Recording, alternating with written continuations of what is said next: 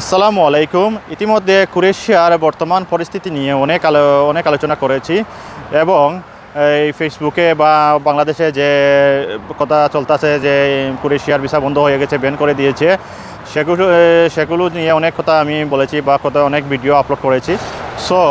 সত্য ঘটনাটা কী এবং কতটুকু বাস্তবে ঘটেছে তা নিয়ে আমি আজকে ব্যাখ্যা করব।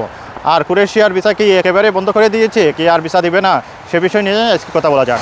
আমি Mohammad Azizul Islam, mister Aziz 365 YouTube channel থেকে আমাদের স্বাগতম। যেখান থেকে আমার ভিডিওটি দেখছেন, ভিডিওটি ভালো লাগলে লাইক করে রাখবেন এবং বন্ধুবান্ধবদের শেয়ার করে দেখবেন এবং অবশ্যই আমার চ্যানেলকে সাবস্ক্রাইব করে নেবেন।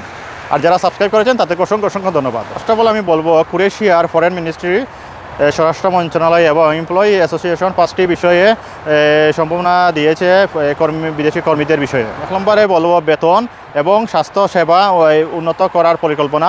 দ্বিতীয়ত, কর্মীদের আবাসন এবং থাকার ব্যবস্থা আরও উন্নত করা। 3 নম্বরে হচ্ছে 1 বছরের টিআরসি, যেটা এখন যে কোনো কর্মী আসার পর 3 বছরের টিআরসি কার্ড করে দেওয়া, এটা বাস্তবায়ন করতে হবে।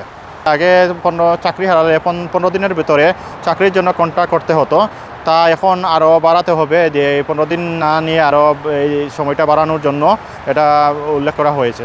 এখন যেটা বলবো, এটা অত্যন্ত গুরুত্বপূর্ণ। সে বিষয়ে যাওয়ার আগে আমার ছোট্ট একটা রিকোয়েস্ট, যদি আমার ভিডিওটি ভালো লাগে এবং আপনাদের উপকৃত করে, তাহলে লাইক কমেন্ট শেয়ার করে রাখবেন এবং আপনার বন্ধুবান্ধবদের শেয়ার করে দিবেন। এবং যেটা বলবো সেটা হচ্ছে 2024 সালে 13,000 ভিসা ক্রোয়েশিয়া ইস্যু করেছিল, কিন্তু সেখানে 4,000 টিআরসি কাট হয়েছে। 9,000 যে কর্মীরা আসছে তারা কোথায় গেল, সে বিষয় নিয়ে অন্যান্য দেশগুলা, যেমন নেদারল্যান্ড, ইউরোপের অন্যান্য দেশগুলো আছে, সে দেশের গভর্নমেন্টরা ক্রোয়েশিয়াকে চাপ দিয়েছে, তাদের দেশের লোকরা আসার পর স্পেন, ইটালি এগুলোতে মুভ করে, ক্রোয়েশিয়া তাদের থাকে না। তো এই জন্য ক্রোয়েশিয়ার গভর্নমেন্ট এটা বাংলাদেশিদের জন্য ভিসা ইস্যু এবং পারমিট দেওয়া একটু সতর্কতা অবলম্বন করছে। এটা এখন বাংলাদেশিদের জন্য ভিসা রেশিওটা সম্ভবত কমিয়ে দিবে। আর ভিসা ইস্যু পারমিটটা আপনারা যারা সাবমিট করেছেন তাদেরকে এখনও ভিসা দেওয়া হবে না। 2025 মার্চের দিক দিয়ে এটা বাস্তবায়ন হবে। কতটুকু ভিসা দিবে, কতটুকু ভিসা রেশিও বাড়ানো হবে, সেটা বাস্তবায়ন করা হবে। কিন্তু এখন পর্যন্ত এটা বাস্তবায়ন হয়নি যে বাংলাদেশিদের জন্য ভিসা বন্ধ করে দিয়েছে, ভিসা ব্যান করে দিয়েছে, এটা এখন বাস্তবায়ন হয়নি। কিন্তু এটা বাস্তবায়ন সম্ভবত মার্চের দিক দিয়ে হবে। সম্ভবত আমাদের বাংলাদেশিদের জন্য ভিসার রেশিওটা কমিয়ে দিবে বা বাংলাদেশের গভর্নমেন্টের সাথে আলাপ আলোচনা করে এই বাংলাদেশের গভর্নমেন্ট যদি এই চুক্তি করে, বাংলাদেশিরা ঠিকমতো যাওয়ার পর ক্রোয়েশিয়াতে থাকবে, ক্রোয়েশিয়াতে স্টে করবে, ক্রোয়েশিয়াতে টিআরসি কার্ড করবে, ক্রোয়েশিয়াতে আপনার যতদিনে ভিসা ততদিন থাকবে বা সামনে দিয়ে পার্মানেন্ট হবে। এভাবে চুক্তি যদি করে ক্রোয়েশিয়া সরকারের সাথে, তাহলে এই বাংলাদেশিদের জন্য ভিসা রেশিও আরও বাড়ানো হবে। এখনও সরকার থেকে কোনো ঘোষণা করা হয়নি, ক্রোয়েশিয়ার ভিসা বাংলাদেশিদের জন্য একেবারে ব্যান করে দিয়েছে, কিন্তু এটা আপনার এখন ভিসার রেশিওটা কমিয়ে দিয়েছে বা ভিসা খুব কমই হচ্ছে। কিন্তু মার্চে জানা যাবে বাংলাদেশিদের জন্য কী নিয়ম এসেছে বা কী হতে যাচ্ছে। তো আপনারা মার্চ পর্যন্ত অপেক্ষা করেন এবং ক্রোয়েশিয়ার জন্য এখন ফাইল জমা দিবেন না। আর 2025 সালের ফার্স্টে এরকম একটা নিয়ম হয়েছিল যে বাংলাদেশিদের ভিসা বন্ধ করে দিবে, বাংলাদেশের ভিসা রেশিও কমিয়ে দিবে, বাংলাদেশিদেরকে ভিসা আর দিবে না ক্রোয়েশিয়া সরকার। কিন্তু এটা বাস্তবায়ন হয়নি। এরকমই 2025 সালে ফার্স্টে এরকম হতে যাচ্ছে, কিন্তু ক্রোয়েশিয়া সরকার অন্ততপক্ষে বাংলাদেশিদের জন্য ভিসা ব্যান করবে না, কিন্তু ভিসা রেশিওটা কমিয়ে দিতে পারে বা কোনো নতুন নিয়ম চুক্তি করতে পারে বাংলাদেশের গভর্নমেন্টের সাথে।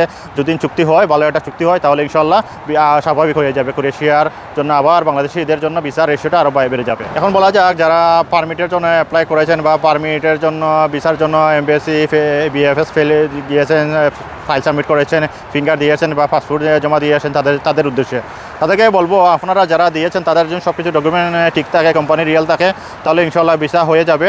আর যাদের ভিসা হয়েছে তাদেরকে অবশ্যই খুব দ্রুতই আপনারা এই ক্রোয়েশিয়া ফ্লাই করবেন, খুব দ্রুত, কারণ পরবর্তীতে কী নিয়ম আসতে যাচ্ছে তা এখনও বলা যাচ্ছে না। তো সেক্ষেত্রে আপনারা যাদের ভিসা হয়ে গেছে তারা দ্রুত ক্রোয়েশিয়া মুভ করেন।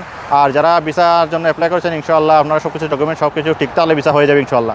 আর যারা নতুন ফাইল সাবমিট করতে যাচ্ছেন, তারা 1 মাস চিন্তা করেন, 1 মাস ওয়েট করেন মার্চের জন্য।